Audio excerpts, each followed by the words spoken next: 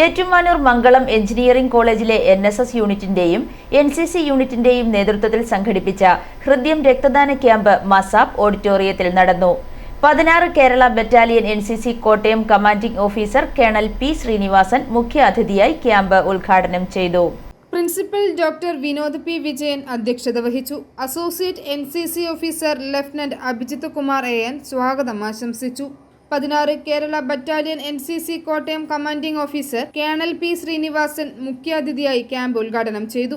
സാമൂഹിക ഉത്തരവാദിത്വത്തിന്റെ പ്രാധാന്യം, ജീവൻ രക്ഷിക്കുന്നതിനുള്ള രക്തദാനത്തിന്റെ മഹത്വം, യുവജനങ്ങളിൽ സേവാഭാവം വളർത്തേണ്ടതിന്റെ ആവശ്യകത എന്നിവ പ്രാമുഖ്യത്തോടെ പങ്കുവച്ചു. ഒരു രക്തദാന പ്രവൃത്തി പോലും മറ്റൊരാളുടെ ജീവൻ രക്ഷിക്കാനാകുമെന്ന ബോധ്യം എല്ലാവരും കൈവരിക്കണം. അതുതന്നെയാണ് യഥാർത്ഥ ദേശസ്നേഹത്തിന്റെ അടയാളമെന്നും അദ്ദേഹം പറഞ്ഞു.